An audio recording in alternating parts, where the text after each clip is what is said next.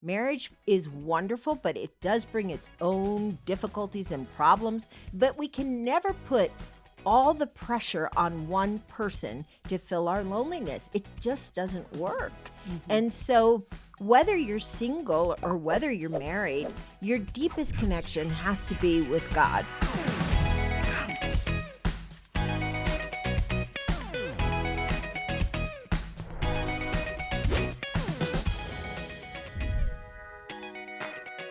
All right, friends, here we are for this week's culture segment, and we are introducing you to a friend here at the Boundless Show, and actually kind of my friend because she is in a mentoring role of a few of us women here at Focus on the Family, and her name is Becky Harling. When she is not mentoring us and trying to just set us straight in our lives and our work and everything in general, she's actually out and about doing a ton of things, including writing, speaking. She hosts a podcast titled The Connected Mom Podcast. She's doing media appearances. She is all of the places and really imparting, like we are going to have her do today, some great wisdom on a number of topics. And so, Becky, welcome to the Boundless Show. Hey, Lisa, it's great to be with you. When we talk about loneliness today, and this is off of a new book that you have titled Cultivating Deeper Connections in a Lonely World, I would not assume you to be a person that would be lonely ever on any front. You are very gregarious. You are well connected. You have friends. I know you have friends. You travel a lot. You're married. You have about 25 million grandkids. And so I think this is going to be fascinating for us to even have this conversation. And so all y'all who are listening and you're like, no, I'm really lonely or I really struggle with this, you just listen in because we're going to talk about some principles around this. So Becky, I want you to start out by, you actually cite in the book really kind of a report, I think it was from the U.S. Surgeon General back just a couple of years ago, about really an epidemic of loneliness that we have in our culture. And just kind of give us a little drive-by of what some of the results of those findings were. Yeah, it's fascinating, Lisa, because the U.S. Surgeon General came out with this report.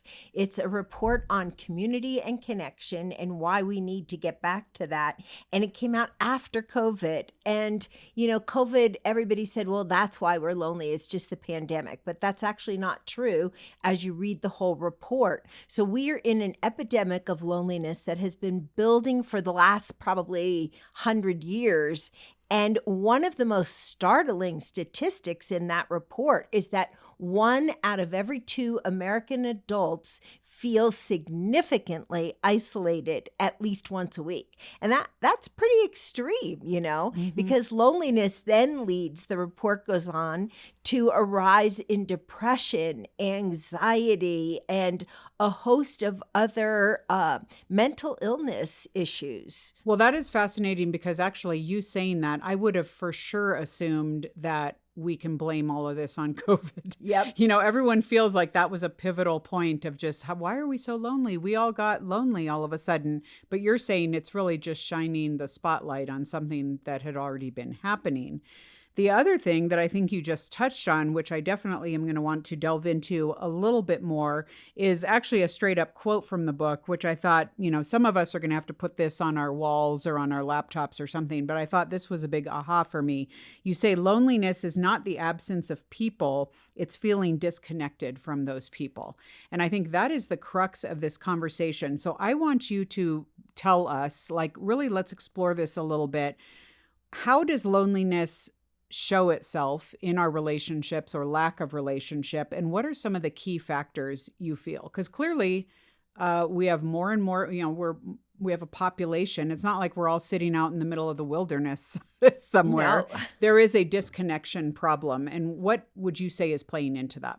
There are a lot of different factors playing into that, but that is absolutely true. Loneliness is not the absence of people. You mentioned my life, and there was a season where I was traveling almost nonstop with my husband, and we met thousands of people. But I came home from one trip and said, I'm really feeling lonely. My husband looked at me like I was from another planet. He's like, what? You have me. What are you even talking about? Okay, yeah. He's kind of like, I'm sick of people. And I'm like, I get it. But what I was longing for was the people that really knew me, the people that I feel connected with, my friends, my family, the people that I enjoy deep relationship with. Mm-hmm. You asked what are the leading contributors and how can we tell if we're lonely? I think for a lot of people, they have focused so much on being busy Mm-hmm. and climbing maybe the corporate ladder, getting ahead in their career.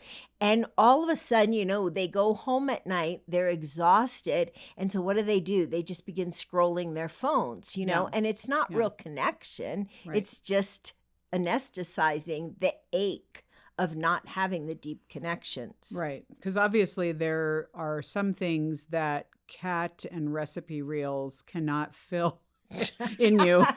I try to make them feel, I'm like, this cat is so cute. And look at this cat running around. And then I'm like, oh, this cat's not really my you were friend. giving me a metaphor. You're talking about actual cat reels. No, actual cat reels. And the more you look at these cat reels, the more come up on your feed. So now I just feel like I'm this unwilling cat lady that has become as a result of reels. But maybe that's another conversation we'll bring Becky back for, is talking about the effects of catdom on people. I don't know. That's weird. I digress. Okay.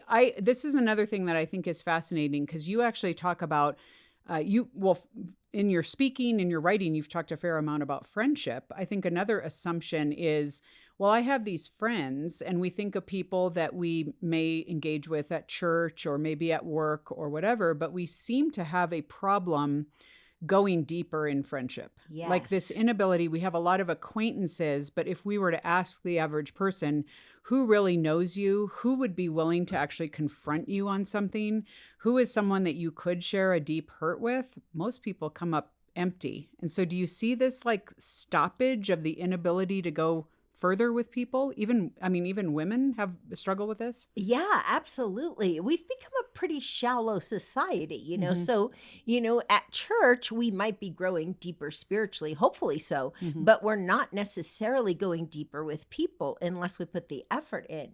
And Mhm. in order to go deeper with those friendships, we have to bring in things like vulnerability and empathy and loyalty and humility, because if you're never willing to be vulnerable with anybody, your friendships will not go deeper. I think this is important. You actually mentioned specifically humility in the book, which most people wouldn't assume. Like they think, well, I don't need humility. I need to be interesting, or I need to be the life of the party, or if I'm going to go deeper with people or have friends or whatever.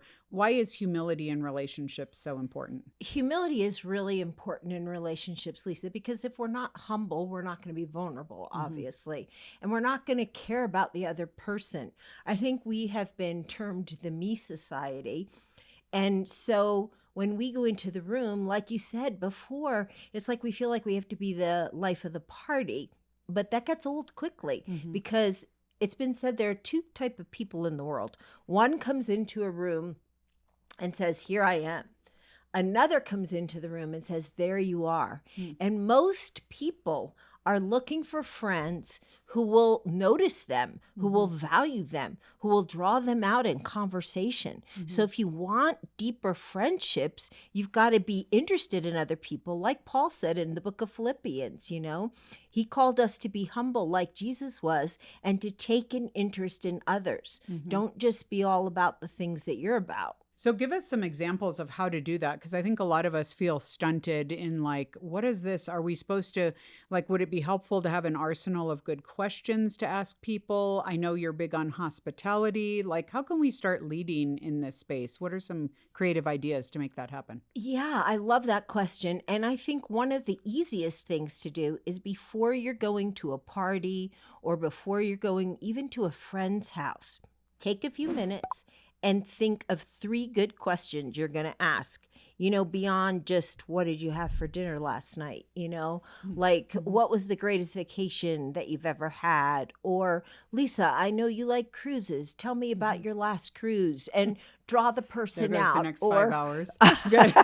Yeah. But I mean, think through the other person's life and then come up with some questions about that. I like to, when I'm going to meet a friend for coffee or if they're coming over to my house, I like to think through, what did I experience with them the last time we were together? Hmm. What was going on? Mhm. Were they having troubles at their job, or were there stress or pressure in their neighborhood? And then begin by saying, hey, how is that situation? So you're taking an interest in the other person. Yeah. So, one of the big things, I think that's so helpful. And I think, again, there's this mindset of we have to be willing to be the initiator. We can't sit around and wait for everyone else to ask us the questions or invite us over or be the person who's going to take or make the first move, I guess. I want to ask you a question, though, specifically about or for the men listening, because I think a lot of guys feel like, why do women do this so naturally? And you're always in some book club or Bible study, or you're doing girls' nights and whatever.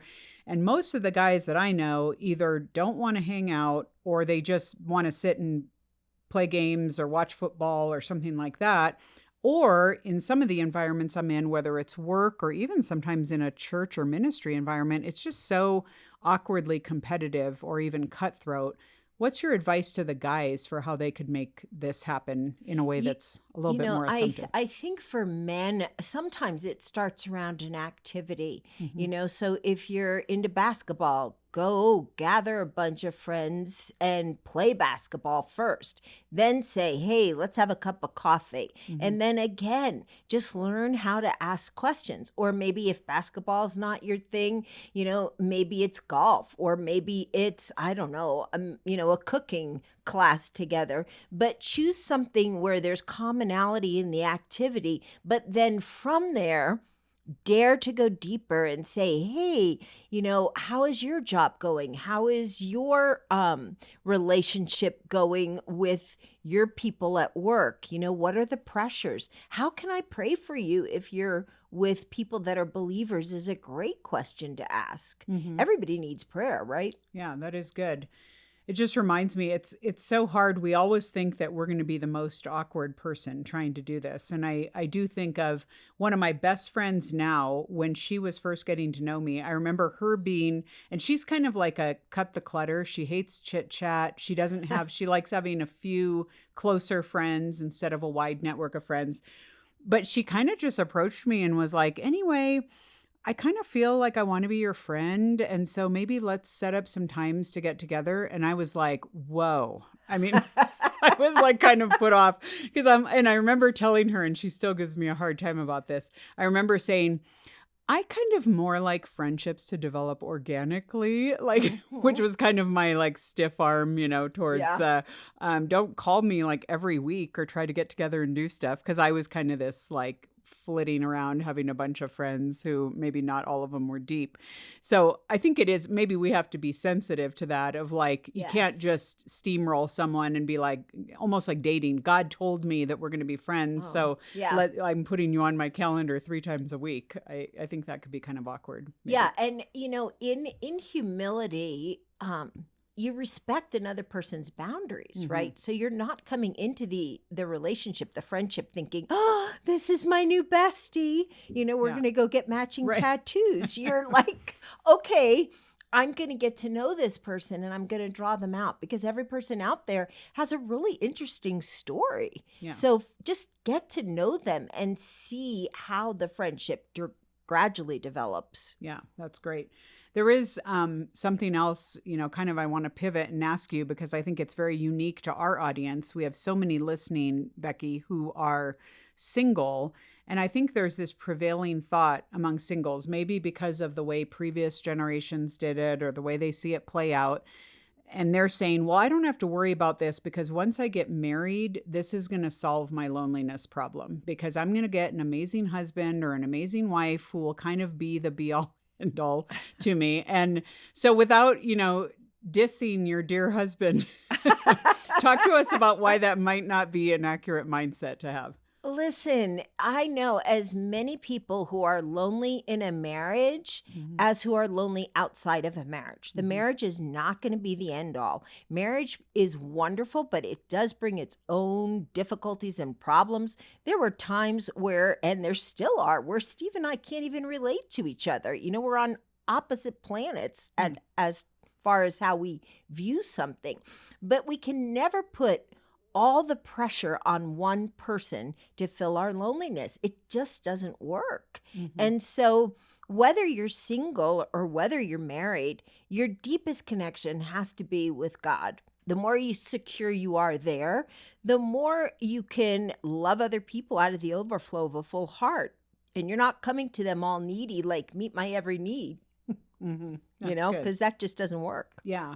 So in light of that, because I think it is so true that too many people think that a husband or a wife is going to fill all these spaces. And we know that just not one person can, and they certainly can't do what only God can do.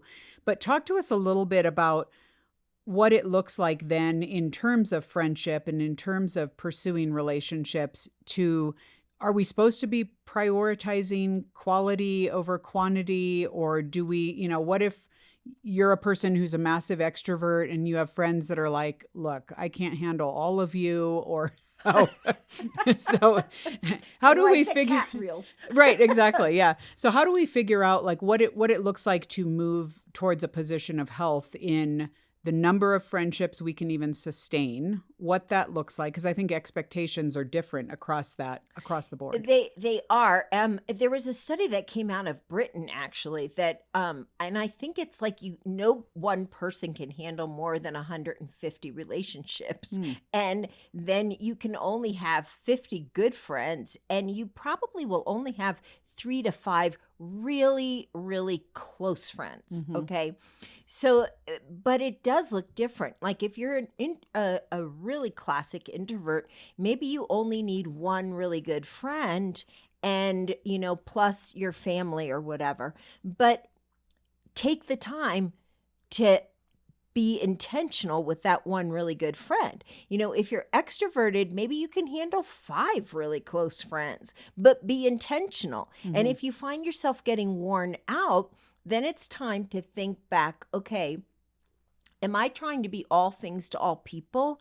I want to be a good friend, but I can't be everything to everybody. So that's interesting, because I think sometimes people can go in the opposite direction of, we want connection, but then sometimes people can look to a friendship to kind of what I was saying about the spouse paradigm, almost to, I have some deep wounds that need to be filled or need to be solved, and I'm going to look to this person. So let's talk about, because we've been talking here the last few minutes about generally like, yeah, we need to be connected. We need people in our lives. I mean, for everything from relationship to accountability to a number of things that are very important. But what about that person who there is a deeper struggle going on, and there might even be like a mental health struggle. There might be something that's deep-seated in their loneliness that we can't just say, oh, you need to hang out more with fun people, or you need a deeper friendship or whatever. How can they identify that? And what does that look like to both go to the Lord with that and maybe to talk to someone trusted or whatever in that process? Yeah, first of all, I would say, because I find that in faith circles, oftentimes one friend tries to be the savior to another, and that is not going to work, right? So if you're the person that has the deep-seated problem, or maybe you find yourself like really getting anxious at night, or there are other things manifesting, or maybe you feel a little depressed, the first thing I would say is don't isolate. Tell somebody and set up an appointment with your medical doctor, and then find a Christian therapist. Some people are so wiggy about therapy. Listen, I think everybody should go for therapy. You're a lot healthier if you go, and you'll be a lot better listener. So go for some therapy, but do lean into your community as far as asking for prayer and being authentic about the struggles you're going through. Now, you don't have to do that with everybody. You have to be selective. Certain people don't need to know everything that's going on in your life.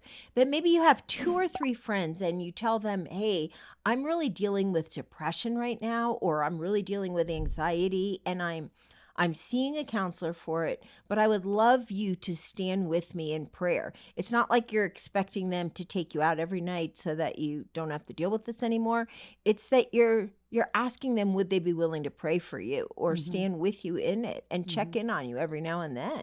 Yeah. So thinking this through, and again, we've been talking about your book, Cultivating Deeper Connections in a Lonely World. I would love to ask you, what in this whole writing process, in researching this, what personally have been your biggest takeaways for yourself and what it looks like to cultivate connections? Because anyone listening is going to say, well, Becky's an expert in this. This has got to be easy. This isn't something she needs to grow in. Where are you still growing in this area? That is such a great question, Lisa. And I love that question because I think where I am still growing is, so I have a very multifaceted life, right? I have deadlines. I'm under another book deadline right now. So I look at each day and I want to think accomplish, accomplish, accomplish. If you're an Enneagram person, I'm a solid 3. And so, I want to get the project done. But my husband and I actually have been starting an interesting practice because we're both pretty driven to accomplish.